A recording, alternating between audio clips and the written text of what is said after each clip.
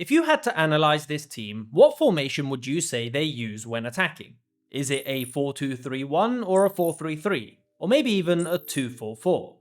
In fact, the more you look at this structure, the more questions you may have. Why are these three players all occupying the same space? Why is there no one stretching the pitch on the opposite flank? And why would you need 6 players all in the same vertical channel? For many managers, these could all be seen as little mistakes, but for José Alberto, it's a philosophy. Sometimes the most entertaining football is not played by the most successful teams in the world, and Racing Santander in the Spanish second division are a perfect example. José Alberto has fascinated tacticians for years, fully rejecting the rigid positional structures of modern football and embracing a more relational approach, with fluid rotations and organic shapes, that seemingly go against everything we've learned about modern tactics. The result is a unique brand of football that seems impossible to predict, until you understand the logic behind it. Let's take a look. Welcome back to Football Meta. Racing Santander are pushing for promotion back to La Liga for the first time since 2012. And one of the main reasons why coaches and analysts are so obsessed with this team is because there's a clear idea that's visible every time they attack. However, this team is far from perfect. On FotMob, we can see how they stand out immediately with the best attacking numbers in the league.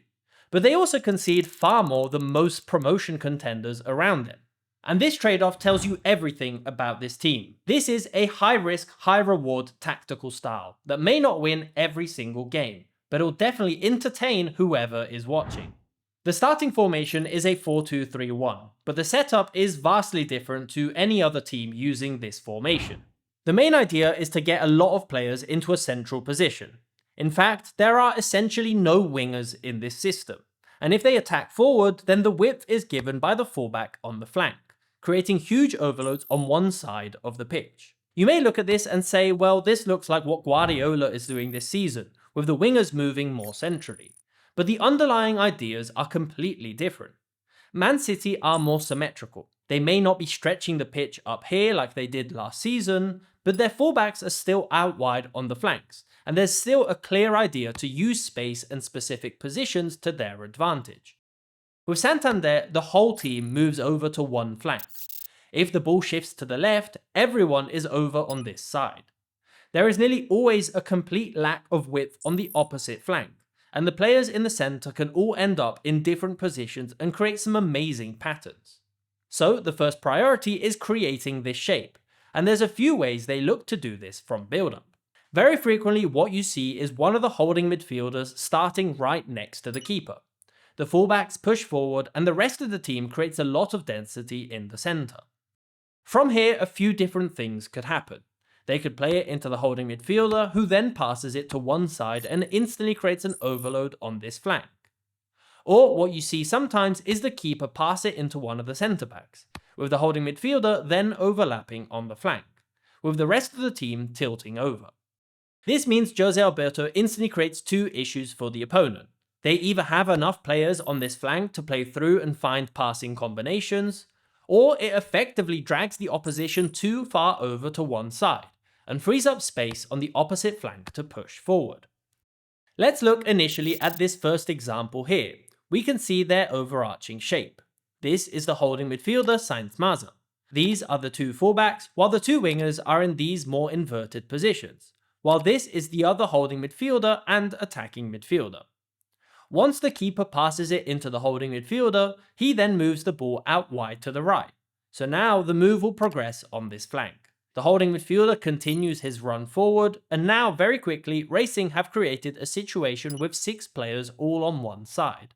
And with a third man pass, they can break forward into attack. In this second example, the keeper plays it into the centre-back, so the holding midfielder quickly overlaps to the right. This drags the opposition's press to this flank, and gives Racing more space on the left to hold on to the ball. Because of all these rotations, this type of build-up is really effective against man-marking systems, which often means the opposition won't press Racing high up the pitch, and they can start their attack from a more advanced position in midfield. And it's here where things get really interesting. There's a few numbers that help paint the picture of their style of play. On FotMob, we can see how they don't necessarily excel for possession or total number of passes, But what's interesting is that they rank last for long balls per match, preferring to progress with quick, sharp passes right through the heart of the opponent. Most of their chance creation also comes from through balls right through the centre, and are not necessarily looking to attack the flank with crosses into the box. They have a number of key players across midfield, with Inigo Vicente standing out for his contributions in attack, with 15 goal involvements and the best passing and chance creation metrics in La Liga 2. If you like these stats, then you can find even more information about Racing Santander on FOTMOB, which is my go-to app for keeping up to date with all transfers, leagues, and statistics. I've partnered with FOTMOB for the rest of the season, and you can get started by downloading their app completely for free with my link in the description down below. So, like we mentioned earlier, the plan is for the whole team to shift over to the side with the ball, an idea also known as tilting, a core component of relational football.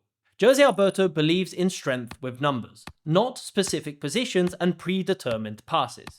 These overloads nearly always happen out wide and slightly deeper on the pitch, and will then look to attack diagonally forward. In fact, you rarely see a player start in this position here instantly out wide, as the main idea is to attack this space with a run and a through ball, rather than occupying that position from the start.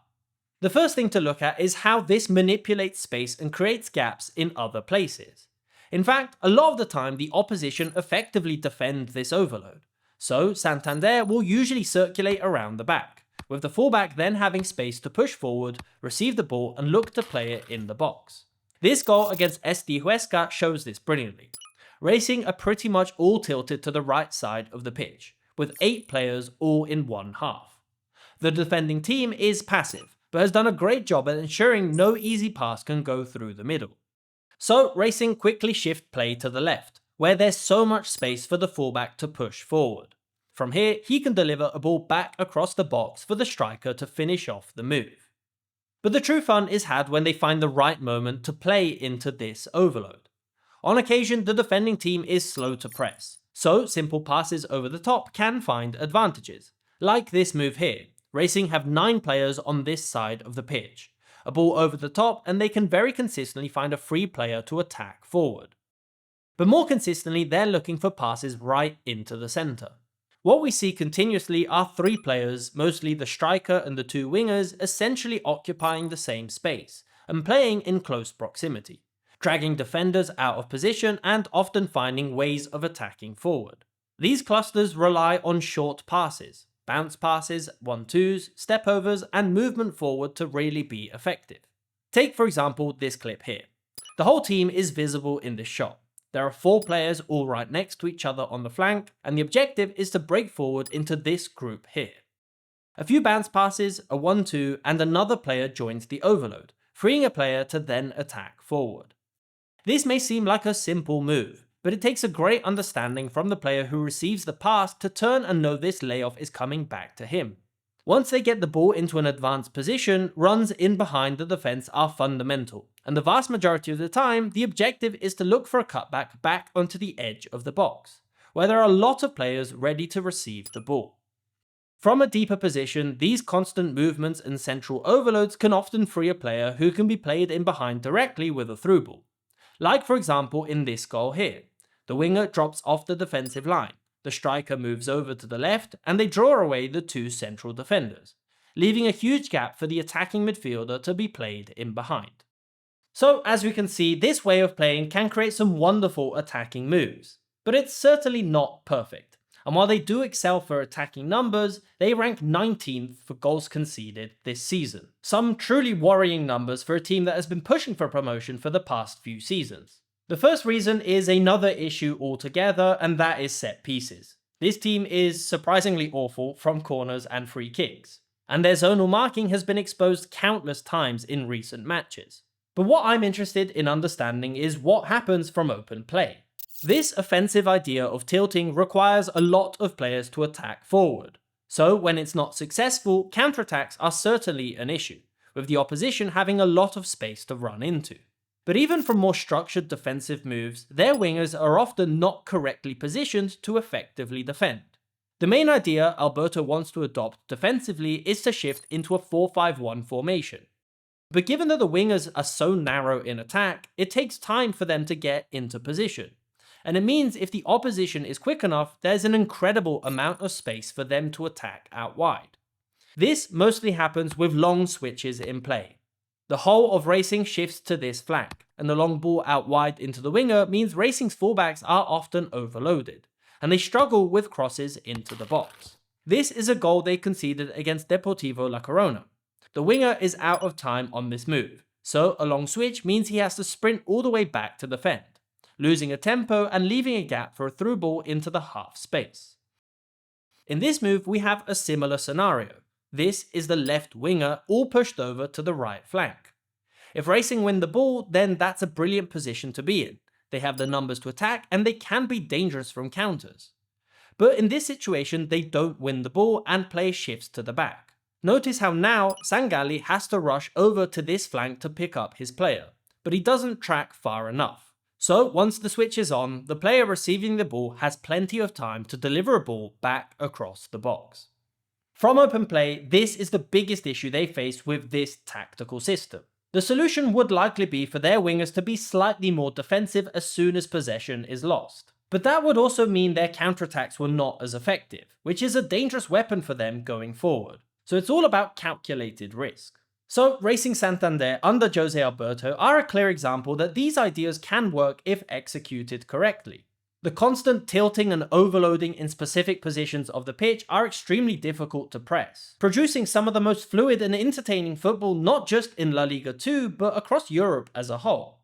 But the trade-off is there for everyone to see. This same commitment to getting a lot of players around the ball explains a lot of their defensive fragility, specifically from counterattacks and long switches in play. But what I want to know from you is how far are we from this ideology making its way to the elite level of European football? Because in recent years, these ideas have slowly crept into the modern tactical landscape. Positional play has adopted some more relational principles and is definitely not as rigid as it was a few years ago. However, we're still yet to see someone fully commit to this ideology. So what team or manager do you think would be the best suited to adopting these ideas? Let me know in the comments down below. If you enjoyed this video, then why not check out this video on how some of the best teams in Europe are finding creative ways of beating man-marking systems. Thanks for watching.